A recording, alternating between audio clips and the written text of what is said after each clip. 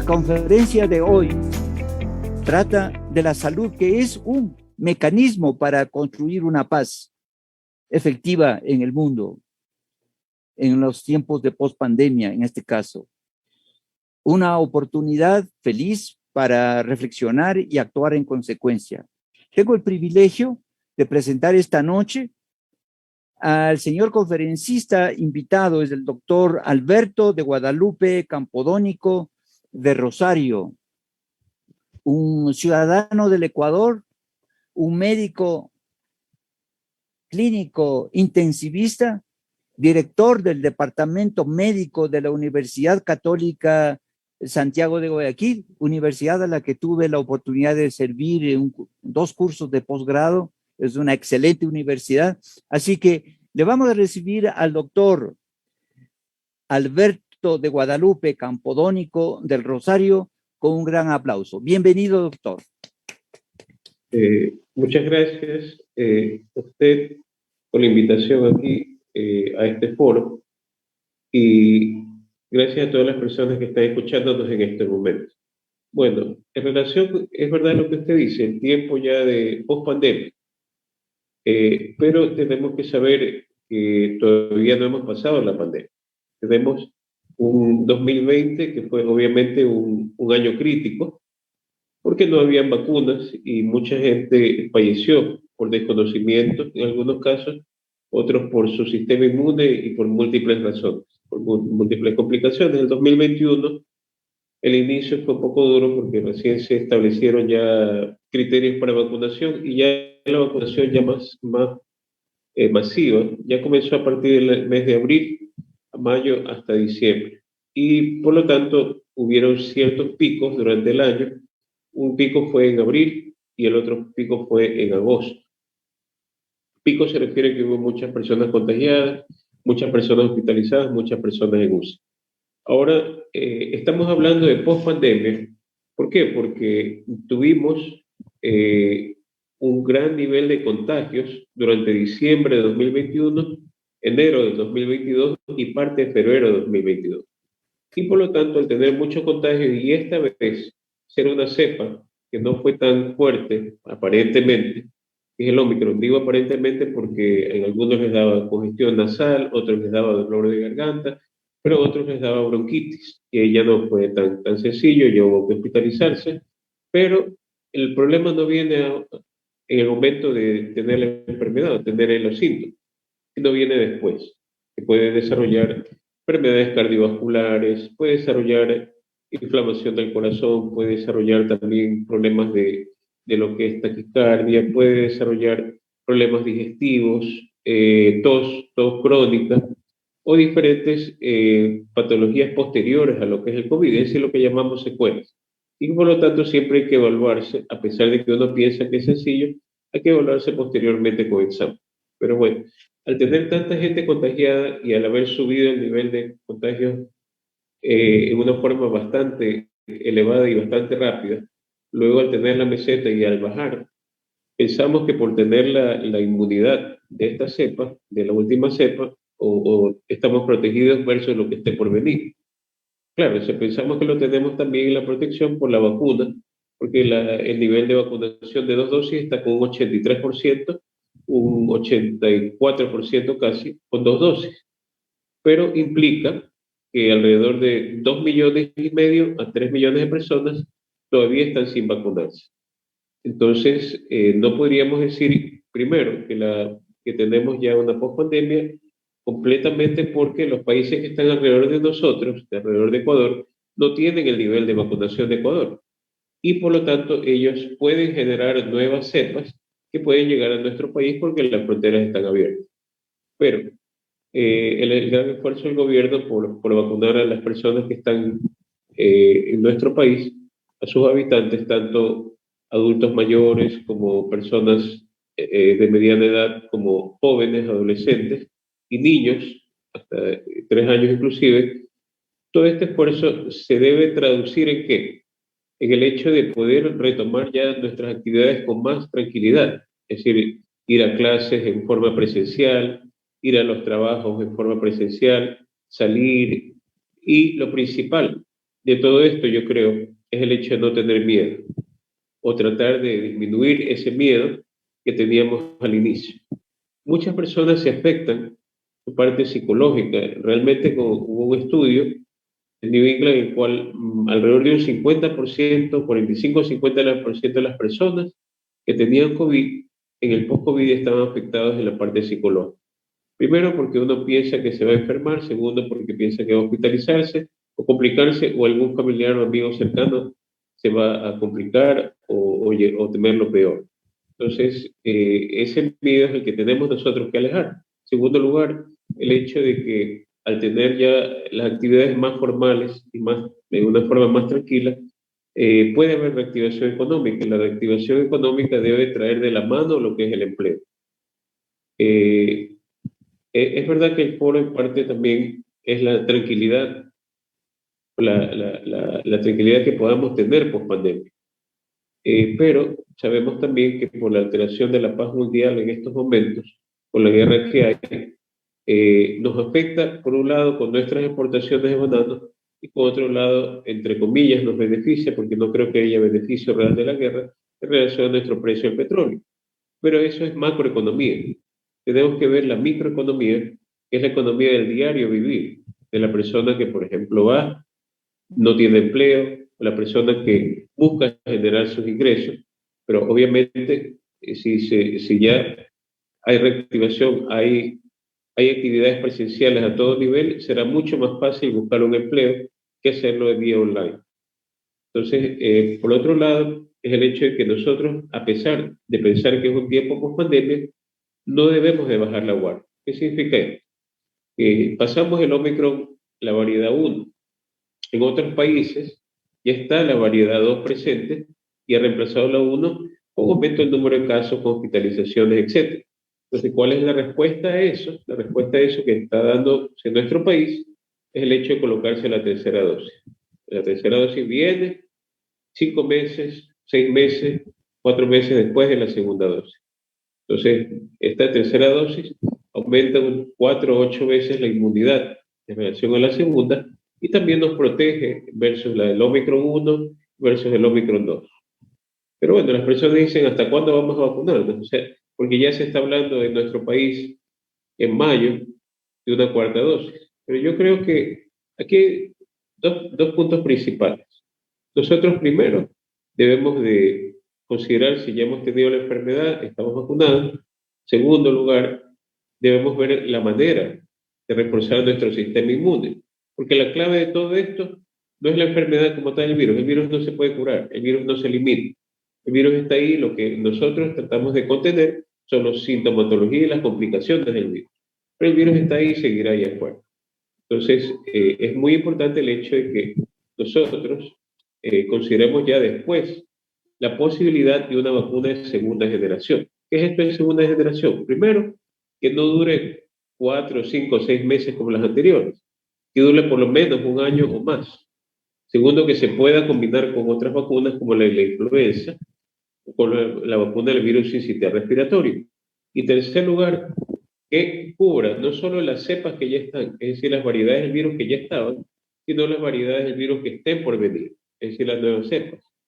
Y por otro lado, el hecho que actualmente, ¿qué es lo que hacen las vacunas? Las vacunas evitan que nosotros nos enfermemos gravemente, pero la nueva vacuna de segunda generación, ¿qué haría? Evitaría contagiarse. Es decir, que usted esté en contacto con alguien que tiene el virus y usted no se contagie. Entonces, eso sería lo ideal en ese sentido. Y por otro lado, es el hecho de que estas vacunas de segunda generación ya se están en fase 1, probablemente la fase 3 sea este mismo año y ya tengamos una vacuna ya de otro tipo para no estarnos vacunando cuarta dosis, quinta dosis, sexta dosis, etcétera. Que yo lo que me doy cuenta es que con cada vacunación, por ejemplo, con la tercera dosis, disminuyen las personas que se la quieren colocar porque piensan que no es lo adecuado. Y si vamos a tener una cuarta dosis, vamos a tener más dificultad para colocar, porque las personas decir, ¿por qué me voy a colocar esta cuarta dosis? ¿Qué efectos me puede producir?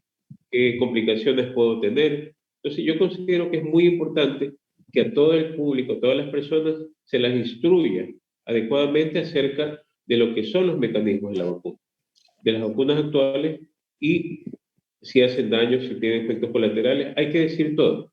Hay que decir, por ejemplo, que usted tiene artritis, una artritis leve o casi, no, casi indetectable.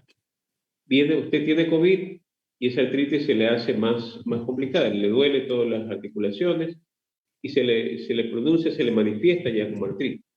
Lo mismo con el lupus y con otras enfermedades. Si usted tiene una hipertensión leve por el virus, posteriormente se puede complicar hacia una hipertensión ya moderada o severa. Es decir, nosotros, cada organismo es un mundo y cada organismo puede tener complicaciones de acuerdo no solamente al virus, sino también puede haber algún tipo de complicaciones por inflamación producida por la vacuna, es decir, los efectos colaterales de todas las vacunas. Nosotros, si recordamos, nos hemos puesto vacuna para la influenza y nos da fiebre, nos da congestión nasal. Nos ponemos vacuna para la hepatitis, nos da fiebre. Es decir, ninguna vacuna está exenta de efectos colaterales, al igual que las vacunas para COVID. Por ahí la resistencia a veces a colocársela porque es una vacuna que fue aprobada como emergencia y tardó 10 meses en desarrollarse. Es decir, por eso hay mucho pensamiento en relación a esta vacuna, pero yo creo que todas esas dudas se van a aclarar con las vacunas de segunda generación. Ahora bien, es importante siempre no solamente tener en cuenta, como hablábamos, la parte física. Es decir, hay personas, por ejemplo, que no pueden dormir, luego del COVID, que tienen pérdida de memoria, que tienen su sistema nervioso alterado. Pues hay que tratarlos, hay que darles tratamiento para todo esto, para la memoria y para lo demás, para que la persona vuelva a retomar su vida normal y pueda estar en paz consigo mismo. Y por otro lado, es el hecho de las posibles complicaciones, prevenirlas para que la persona ya tenga una vida mucho más normal. Y es verdad, hace 2 años atrás, mucha gente perdió un amigo, un familiar, su mamá, su papá, su primo, personas allegadas. Entonces, yo creo que nosotros debemos trabajar en el sentido de ya no perder más personas, por lo menos por la causa del COVID. Y por el hecho de si nosotros podemos tender la mano a alguien que lo necesite en el sentido de apoyo moral, porque nosotros hemos pasado por alguna experiencia parecida, hacerlo y apoyar a esa persona que está recién saliendo del COVID o recién teniendo un familiar que ha fallecido. Y si nosotros hemos pasado por la experiencia, poderlo ayudar y poderle conllevar y poderle explicar cómo nosotros pudimos sobrellevar esa experiencia. Entonces, considero que el país como tal en estos momentos está muy diferente de hace 2 años. Hace 2 años que comenzó esta pandemia. Y hablaremos ya de post-pandemia cuando realmente se haya controlado no solo en nuestro país, sino en los países que están alrededor de nosotros y a nivel mundial, porque el mundo es uno solo. No lo podemos dividir por países, es decir, las fronteras son imaginarias, recordemos eso. Pero el mundo es uno solo y por lo tanto debemos hablar globalmente en relación a una post-pandemia, un control eventual de la pandemia o que la pandemia se haga endémica. Sí, yo considero que son puntos importantes. Si hay algún punto más sobre el cual les gustaría tratar a ustedes o poder conversar al respecto, con mucho gusto. Muchas gracias. Ha sido el doctor Alberto de Guadalupe Campodónico del Rosario, médico clínico intensivista, director del Departamento Médico de la Universidad Católica Santiago de Guayaquil, quien nos ha ilustrado efectivamente con su experticia, con su ciencia, sobre lo que está pasando en el país y yo creo que debemos tomar nota de lo que él nos ha dicho esta tarde y noche. Muy buenas noches con todos los compañeros y compañeras que están en esta importante reunión. En primer lugar, un reconocimiento especial a la señora Hirome Mishiba como representante de la Federación para la Paz Universal, capítulo Ecuador. Un agradecimiento especial para el doctor Campodónico por esa valiosa información que nos acaba de compartir a todos. Y cómo no, una felicitación para usted, doctor Fausto Segovia. Y me adelanto para todos los participantes que puedan aportar con sus inquietudes, sus preguntas y sus aportes, valga la redundancia, para seguir enriqueciéndonos. En esta actitud y comportamiento que debemos tener la humanidad toda, ante las secuelas de esta pandemia, las que estamos siendo víctimas. Quiero referirme un poco a lo que dijo el doctor Campodónico. El problema en buena medida es psicológico. La actitud de las personas nos puede salvar de esta pandemia. Así es que con fe, con seguridad, pero con responsabilidad y con prudencia, vamos a seguir cumpliendo con las medidas que nos pueden salvar de una enfermedad y de una muerte por el bien de la humanidad. Un abrazo fraterno para todos. Adelante con esta reunión. Muchas gracias al doctor Eduardo Villarruel. Invito a personas que se dignen realizar preguntas pertinentes y concretas. Bienvenidos. Buenas noches, estimado Fausto, Caragüello, estimada Hiromi, buenas noches, doctor. Muchas gracias por su atención. Yo quisiera hacerle ahí algunas preguntas que creo que me parecen fundamentales. Si bien es cierto, todavía continuamos en pandemia, el virus está latente todavía, no sabemos las variantes que puedan surgir de aquí en adelante, pero sí quisiera consultarle para usted, o sea, ¿cuál es el rol que ha tenido el Estado, especialmente en el tema de salud mental? Si bien es cierto, creemos que uno de los problemas más graves que ahora la ciudad o la población está atravesando, la población ecuatoriana, es el tema de salud mental y la falta de atención desde parte del Estado para que sea oportuna, y tal es así como hemos visto, la tasa se ha incrementado en las tasas de suicidio y en el país.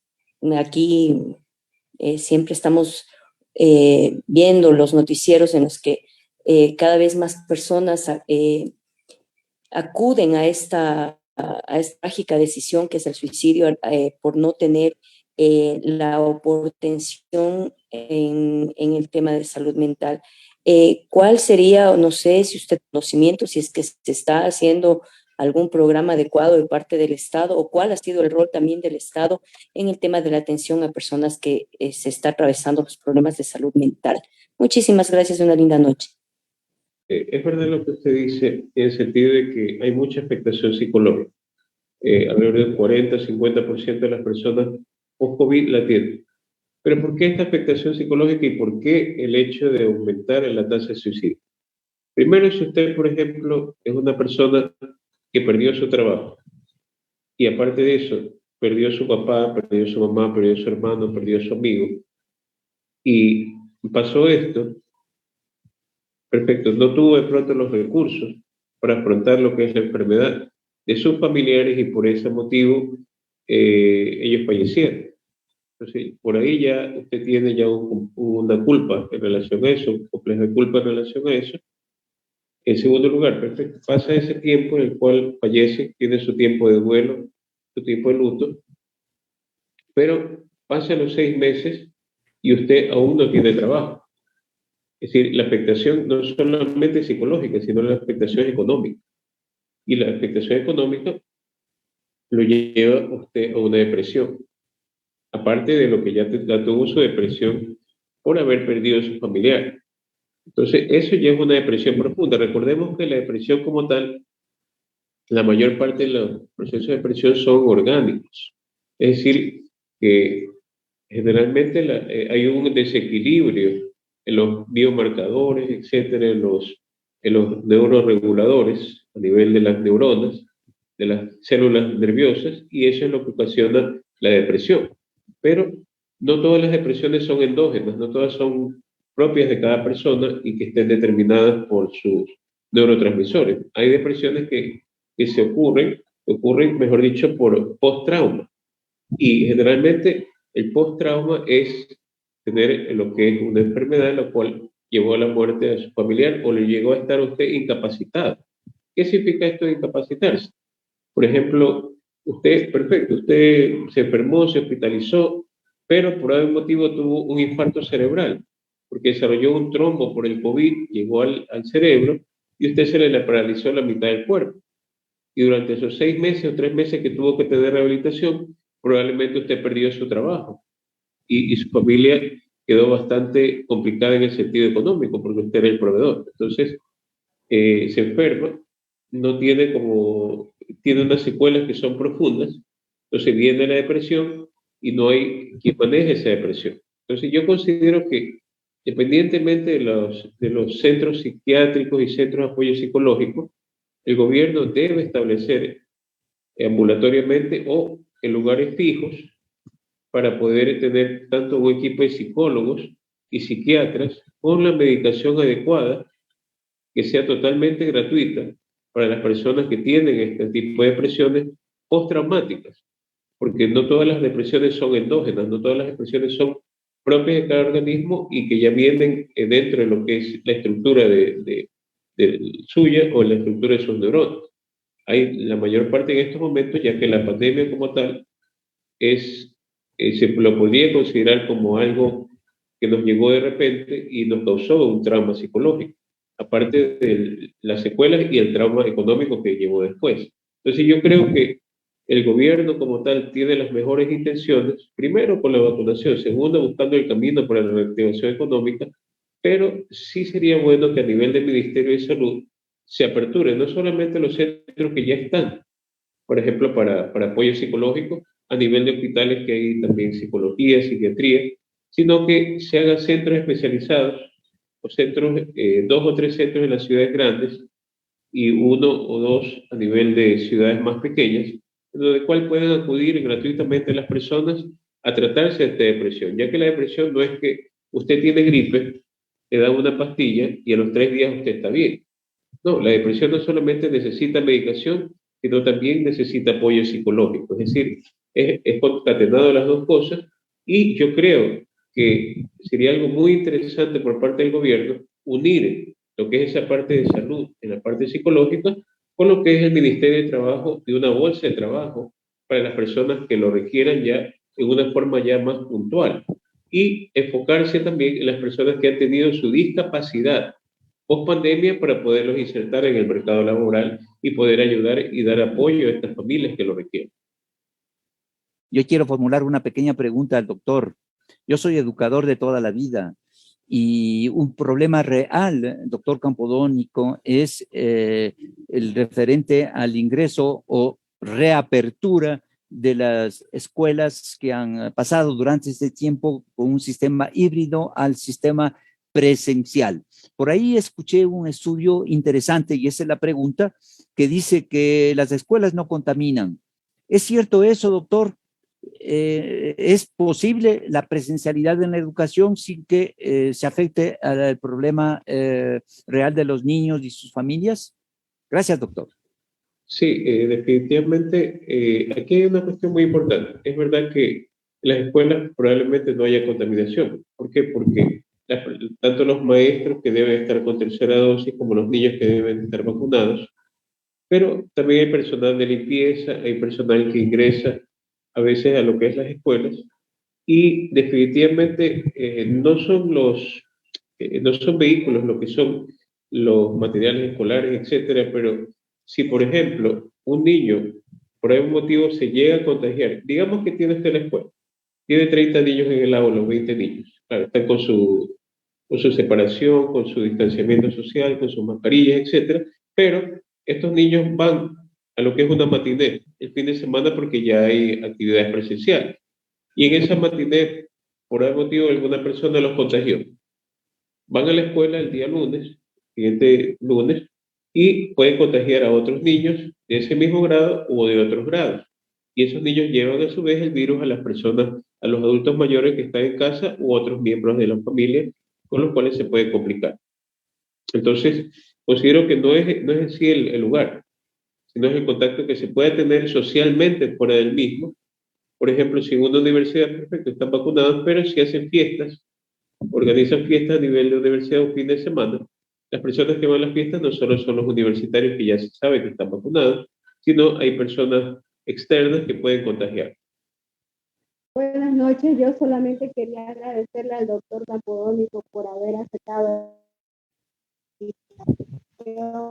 por hacer esta referencia para todos nosotros los que sigan adelante con sus aportes porque son muy valiosos. Desde luego que él ha logrado salvar muchas vidas y lo tiene que seguir haciendo, ¿no? Mis felicitaciones al doctor. Justo hoy le dieron una condecoración y así le siguen dando casi que mensualmente, ¿no? Un abrazo, doctor, por estar aquí presente. No, un caluroso abrazo y afectuoso para usted y a todos, también en la familia, y muchas gracias por la invitación y poder compartir con los organizadores y con ustedes este día. Gracias, doctor. Tiene la palabra doña Mariko Curita. Vamos a escuchar dos preguntas más. Adelante. Buenas noches. Muchas gracias por la invitación y también, doctor, muy maravilloso conferencia. Este tema todos ahora tienen mucho interés y también gracias por esfuerzo de UPF. Mi pregunta es a doctor, si hay posibilidad aparecer más nuevo variante de coronavirus, y otro es, yo escuché noticia de aquí Ecuador va a tener fábrica de Sinovac, de vacuna. Eso ayudaría mucho aquí para el pueblo ecuatoriano. Estas dos cosas. Muchas gracias. Hay que considerar algo. Primero, en relación a las variantes, nosotros ya teníamos la alfa, lo que es la beta, la delta, la gamma, pero principalmente la última que fue de consideración hasta diciembre del año pasado o digamos noviembre, fue la delta. ¿Y por qué? Porque esta delta como tal, al igual que la alfa y la beta, producía neumonía. Y lo que es la enfermedad iba hacia la base de los pulmones, y muchas veces usted entre 3 a 5 días posterior al contagio, usted ya tenía un inicio de neumonía, y a los 7 días usted ya tenía una neumonía arriba del 50%. Entonces, definitivamente, el hecho de aquí es que, por ejemplo, al venir el Ómicron como tal, como cepa B1, porque el Ómicron usted tiene el linaje B1, B2 y B3. El B1 es el que se ha dispersado por más de 100 países alrededor del mundo y ha sido el que ha ido causando lo que es el incremento del número de casos, primero fue Europa, luego ya en Norteamérica, luego también en Sudamérica, en nuestro país, que llegaron hasta 40.000 casos.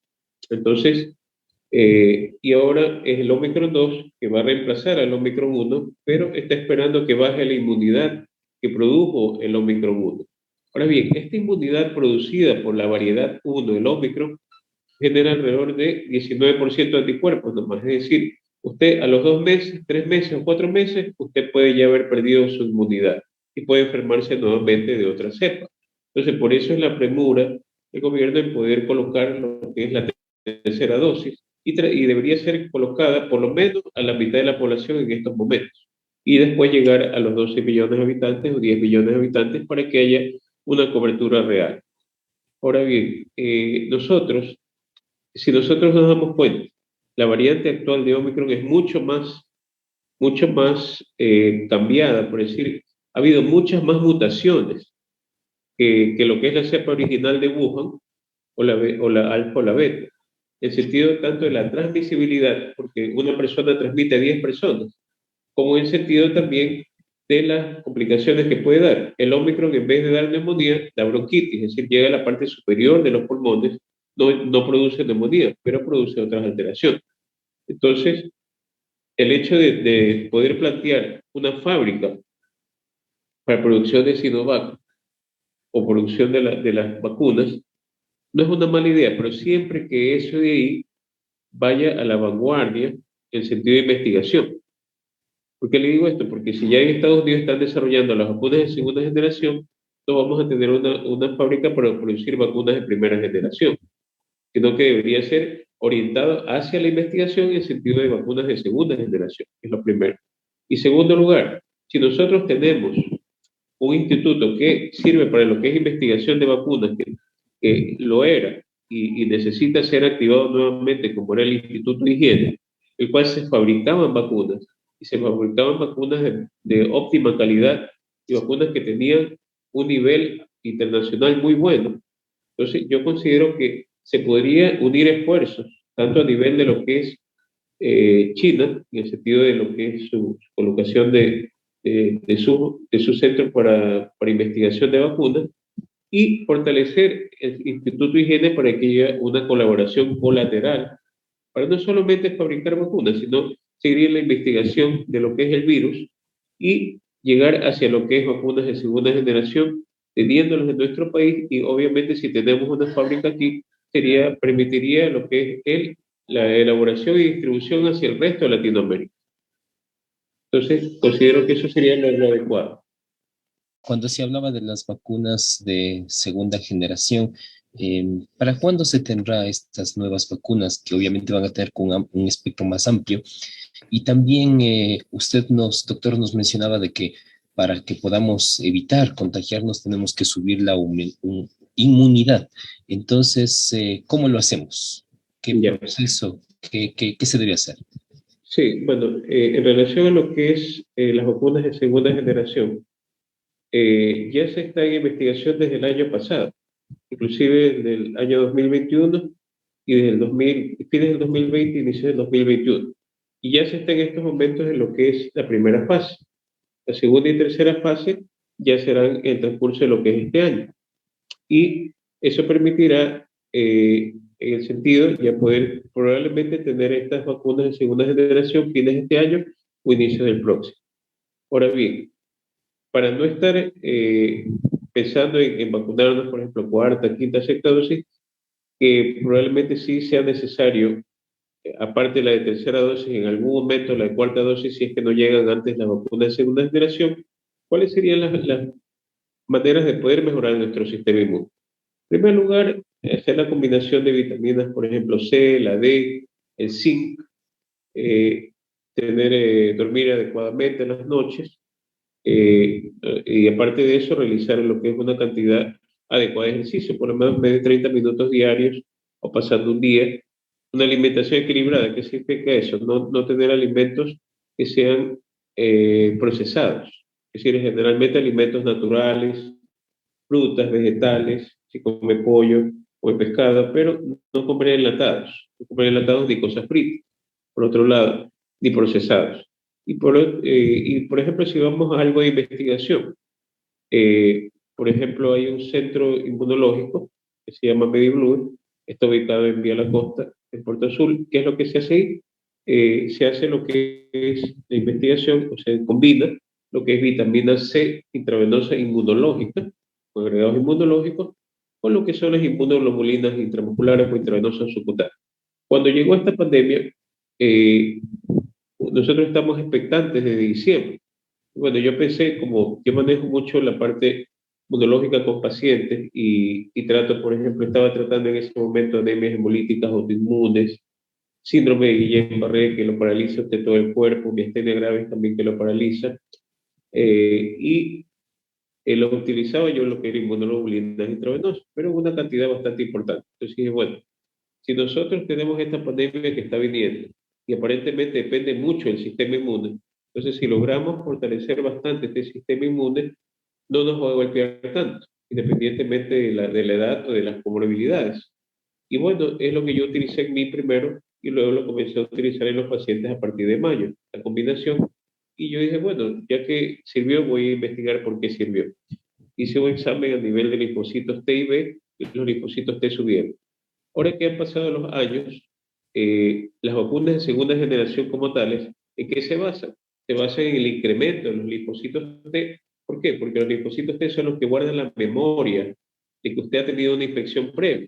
Guardará la memoria de que usted tuvo COVID, guardará la memoria de que usted tuvo coronavirus de otras variedades hace años atrás, y al tener el número suficiente no le va a permitir que usted se enferme no solo de los COVID anteriores, sino de los nuevos, porque ya depende una inmunidad diferente a la que se está haciendo ahora, que es la que se hace en relación a las espículas del virus, es decir, a las puntitas. Se hace que el organismo reaccione en relación a un fragmento del virus. Esto, en cambio, no será en relación a ningún fragmento, será en relación al incremento de las células que son los linfocitos T, que son una variedad de leucocitos o de glóbulos blancos. Estos linfocitos T todos los tenemos, pero no los tenemos todos en una cantidad importante. Entonces, ¿qué es lo que le va a subir estos linfocitos T? Es la vacuna de segunda generación, lo subirá lo suficiente como para pasar el año, o lo subirá también en el sentido de lo que es no solamente vacunas, sino, por ejemplo, en esta indicación que le di de combinación de vitaminas inmunológicas más lo que es inmunoglobulinas. Entonces, es un método que le permite a usted no solamente tener inmunidad versus el COVID, sino versus influenza, versus el tener Guillain-Barré o versus tener, por ejemplo, un brote de herpes virus o bacterias que estén en el ambiente. Es decir, es un potente mediador de lo que es inmunidad. Claro que si no nos colocamos esto, entonces están las otras alternativas de combinar las vitaminas y tener también una alimentación balanceada y un sueño adecuado. Es decir, no tener niveles altos de estrés, que en estos momentos es un poco difícil, ahora que estamos hablando precisamente de lo que es la depresión, ¿verdad?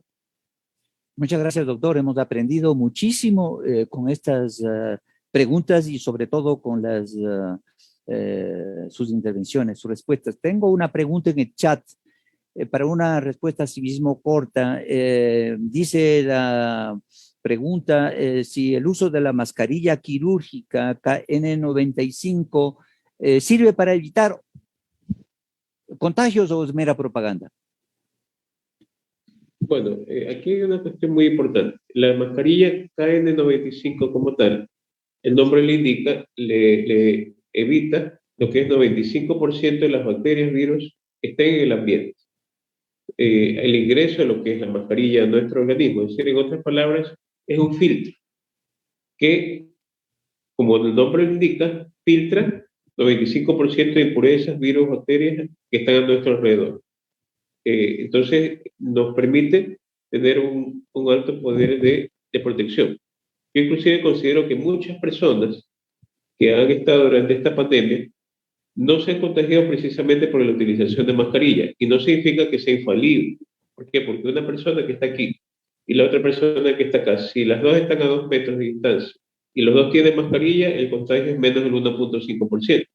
Pero si una persona tiene mascarilla y la otra no la tiene, está cerca y le tose uno al otro, puede haber un contagio arriba del 50%, puede llegar inclusive al 70%. Entonces, no es que es infalible la mascarilla, pero nos permite, si estamos en un ambiente controlado y no tenemos aglomeraciones, nos permite cuidarnos en ese sentido.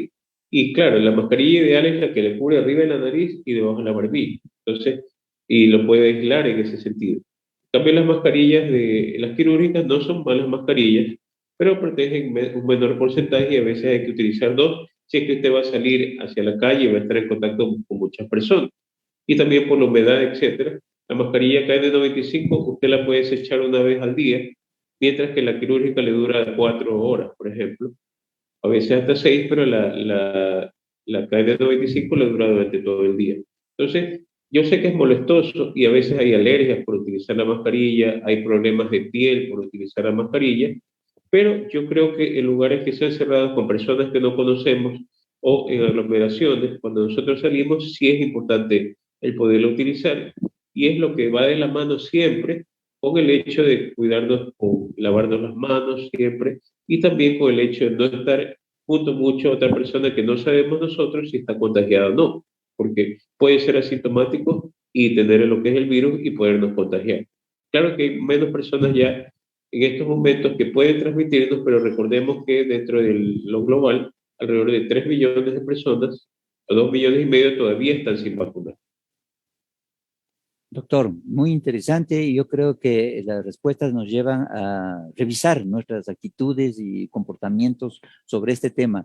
¿Hay alguna otra pregunta? Si no lo hay, yo tengo una pequeña pregunta para el doctor. Realmente ha sido estupenda la sesión y esta pregunta es muy concreta y es, doctor Campodónico, sobre el origen de la pandemia. Pero en todo caso, la pregunta es, o está el mundo ahora abierto a nuevas contaminaciones, a nuevos virus que están llegando vía los animales domésticos o los animales salvajes? En todo caso, ¿cuál sería, digamos, la tendencia actual del mundo para nosotros también como ciudadanos y sociedades prepararnos frente al problema de la contaminación con nuevos virus?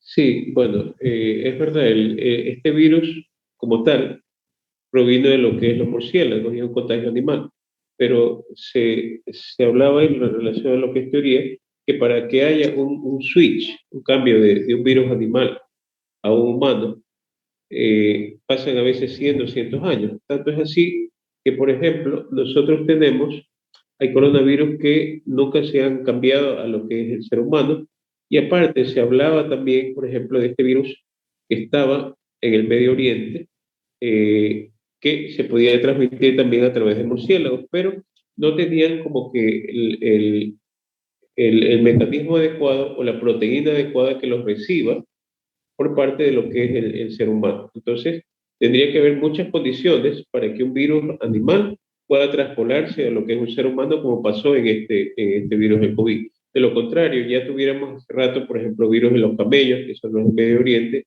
transmitidos en los murciélagos y después a lo que podría ser el ser humano, pero definitivamente no puede haber en este nivel ya de pandemia como el que hemos tenido en estos momentos. Si esto ocurrió fue realmente por una situación que no es común y es muy poco frecuente en el transcurso de lo que son los ciclos.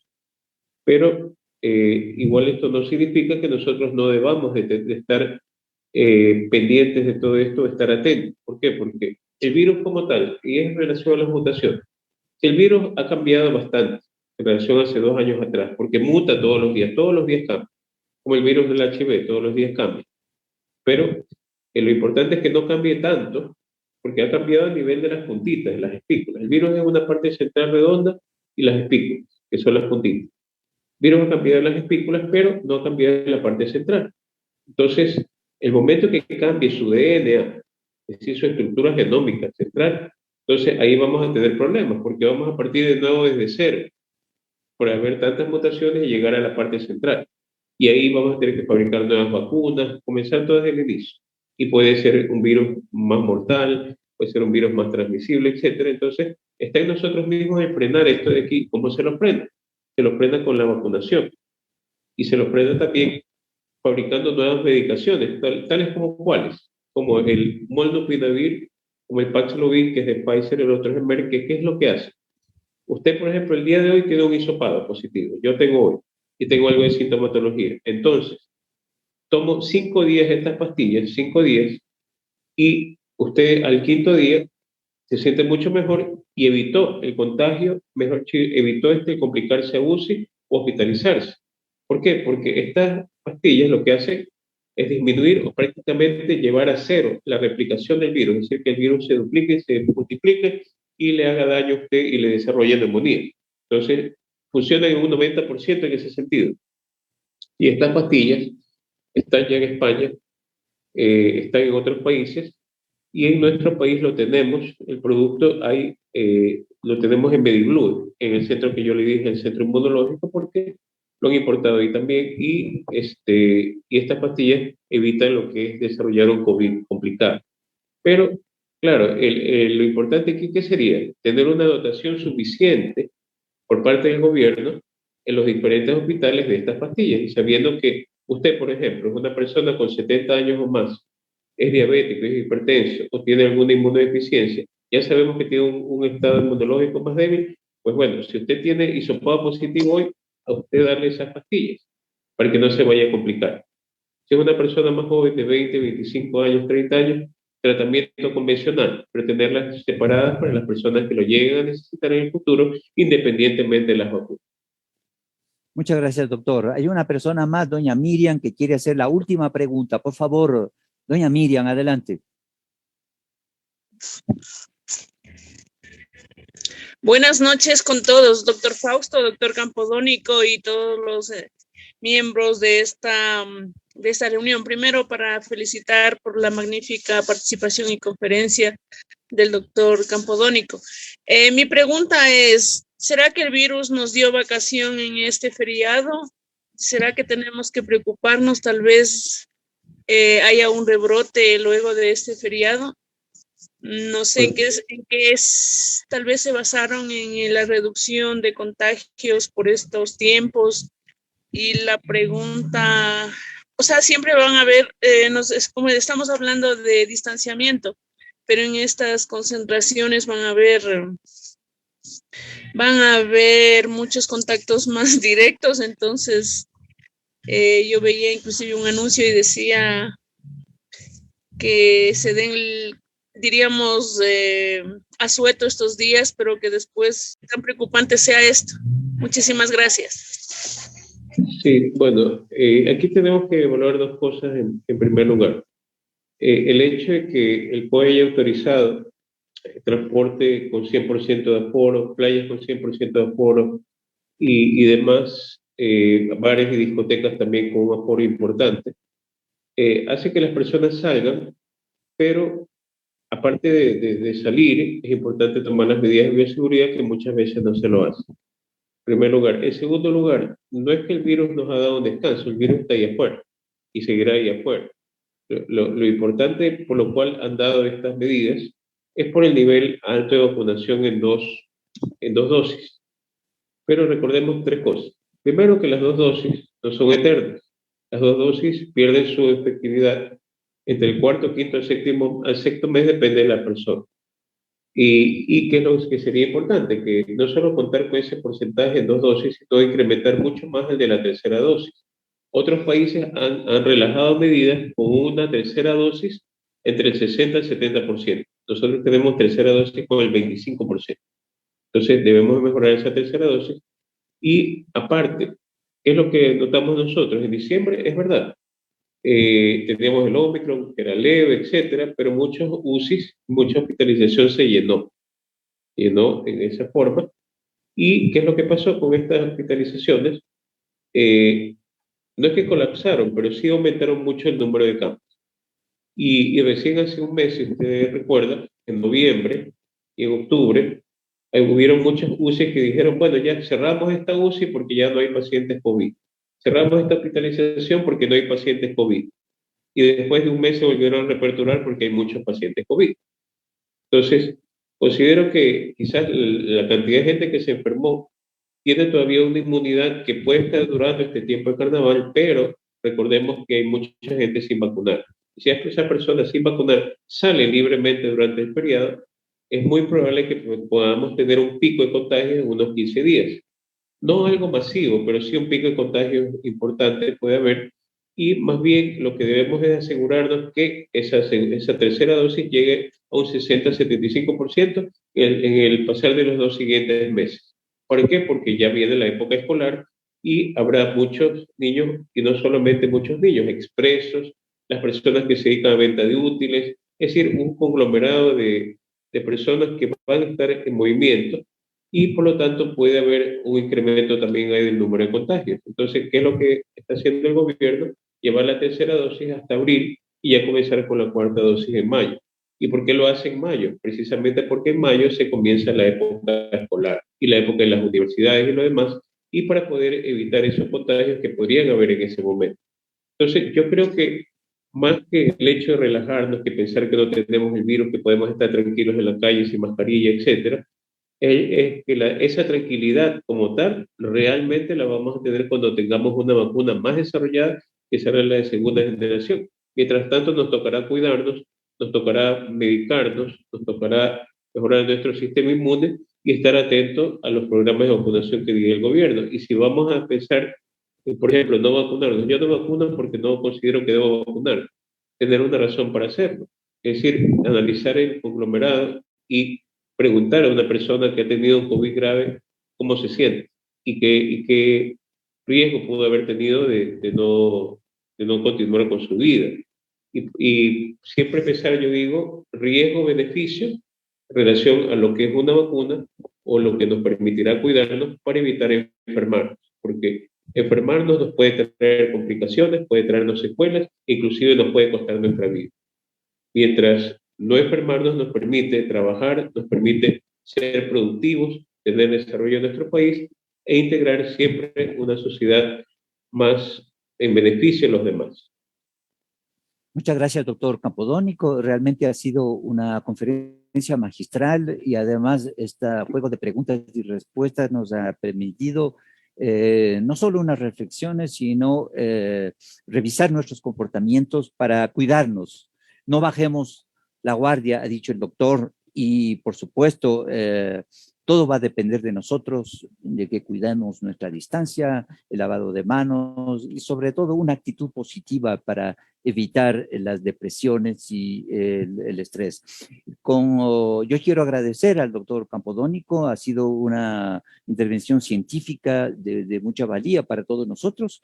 Vamos a dar por terminada esta sesión, no sin antes agradecerle de todo corazón por la intervención del doctor Campodónico.